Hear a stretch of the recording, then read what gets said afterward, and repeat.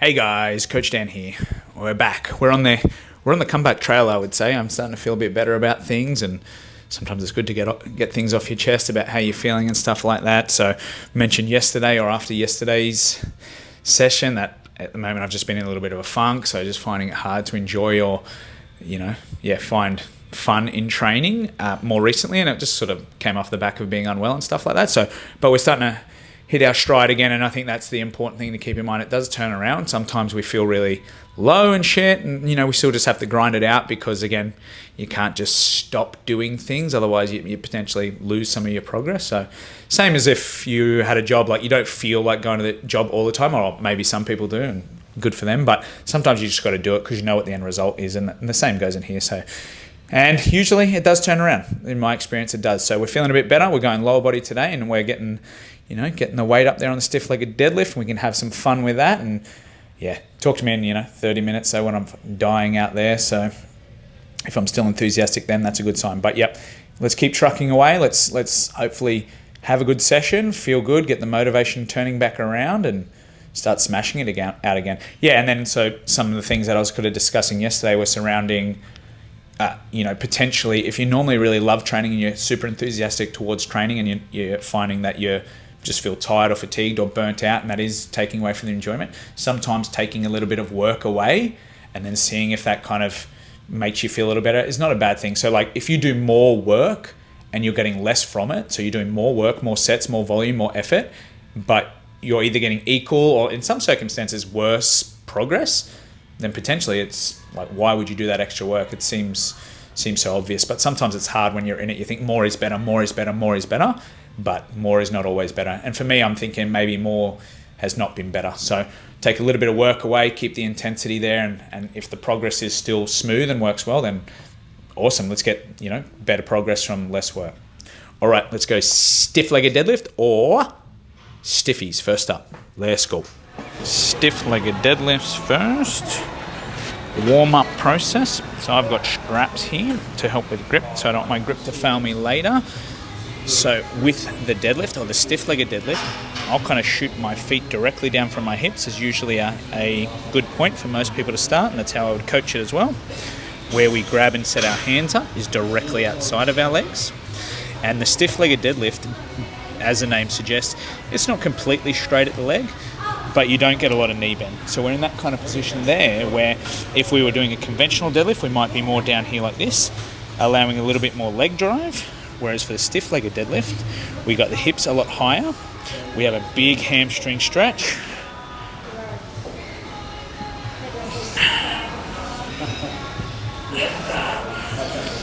And again, the target being here, more hamstring. Glutes will definitely get smashed as well.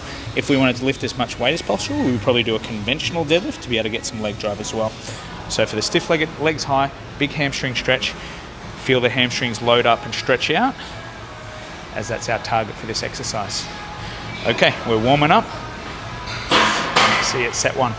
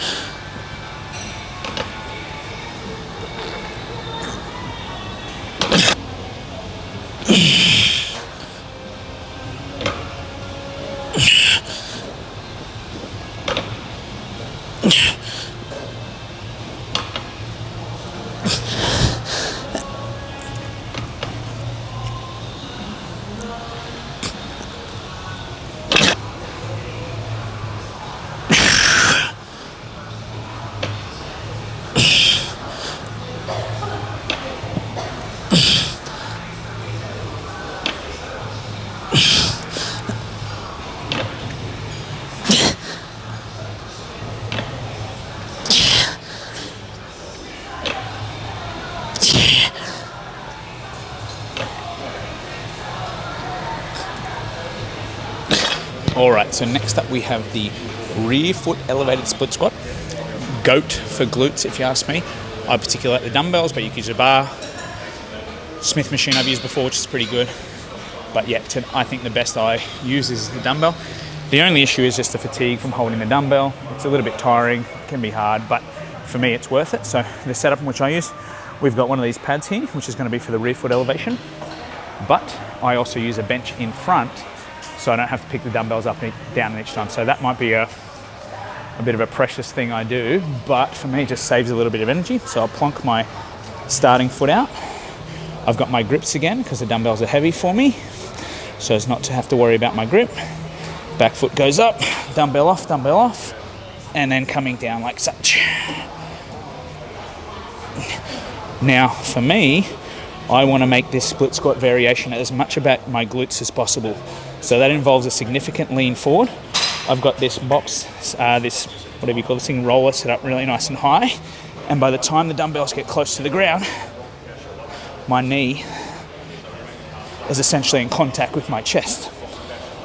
So doing it this way means that I get a big stretch out through my glute, not as much of a stretch on my quad. So it's a lean forward, and then your hip will reach the knee before your knee gets to full flexion.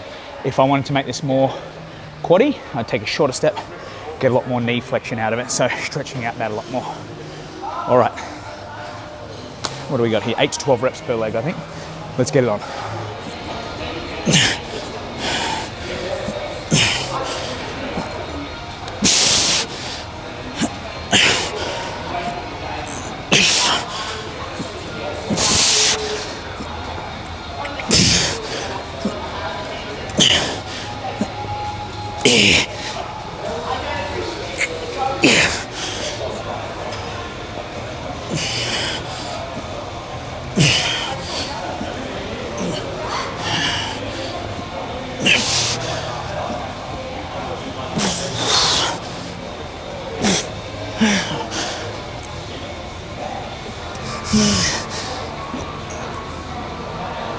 Next stage on our soul crushing journey is the leg press. So up until now we've done stiff-legged deadlift, hamstrings, glutes. You know, your back gets fatigued, and some people use it as a back exercise.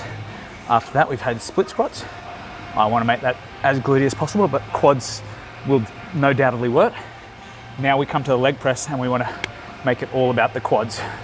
So whether we do more quad work on this day, hamstring, glute work on this day, doesn't really matter if we're accumulating similar work over the course of the week. So we have to structure it such that it works.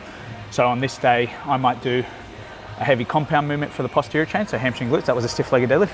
On the other day, it'll be the heavy compound movement for the knee flexion of the quads, which is Smith machine back squat at the moment. So that's a way in which I split it up. That's not a must, it's just the way in which has worked for me. But now we work to the leg press, and to try and make this as quad dominant as possible, I do a couple of things. So firstly, I've got my heel elevated shoes. These are Olympic weightlifting shoes, but for this, it just allows me a lot of knee flexion, stretching out the quad.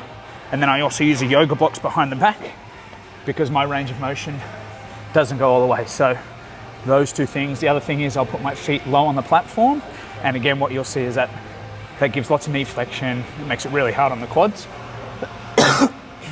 So again, it's been a little while since I've used this particular machine, but usually it's pretty good. So feet, for me, there's like a logo there, so I'll put the ball of my big toe kind of on top of that logo. And I know I'll come back to that each time, so that makes it consistent. Hook up, handles in, control the way down, using the quads, feel that tension there. And then drive up. Now, me using this block, these shoes, might be a bit excessive, but there's potential upsides and I don't see the downside. So in that sense, I'll do it. Try and get as much knee flexion as possible, make it as quaddy as possible. You know, I might lift less weight, but if I get more stimulus for that, happy days. It's not about the weight for us, it's about getting the quads jacked up. And this technique does that for sure. All right, let's find our weight today and then we're on.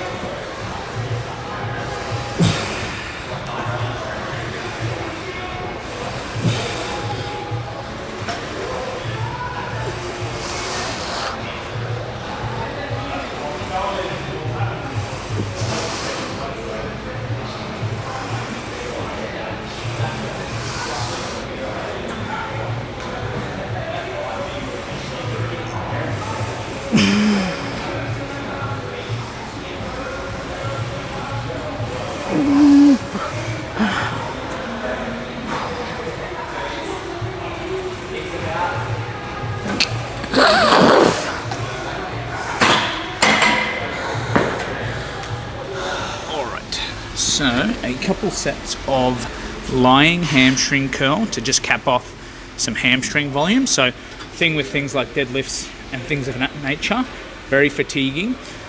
So to do lots and lots of sets, 4, 5, 6 sets, it's probably excessive.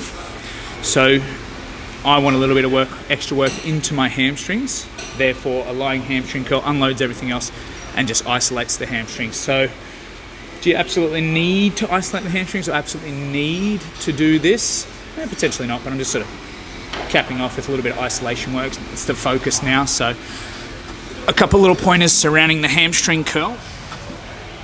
So pretty much every gym has one, so that's a good thing. Where I set the ankle support is low down on my ankle, not on the heel and not slipping off for sure, but definitely not up towards your calf. If it goes up towards your calf, you're essentially better leveraging yourself to lift the weight. You'll be able to lift more weight, that might feel good, but it's not making it, that excessive weight is not leading to any extra progress. So in that regard, set it nice and low. How low it goes that way should be pretty much all the way, unless you have any injury or anything like that. And that's really all there is to this one. Heels come to butt. That's the job of the hamstring, is to kind of pull your lower leg towards your upper leg essentially. So running through here, attaching to the lower leg, coming up and attaching to your upper leg and pulling that towards that. That's that. We'll do 2 sets. I like the 10 to 15 rep range here, so that is what I shall do. And yeah, we're coming through the back end. Let's go.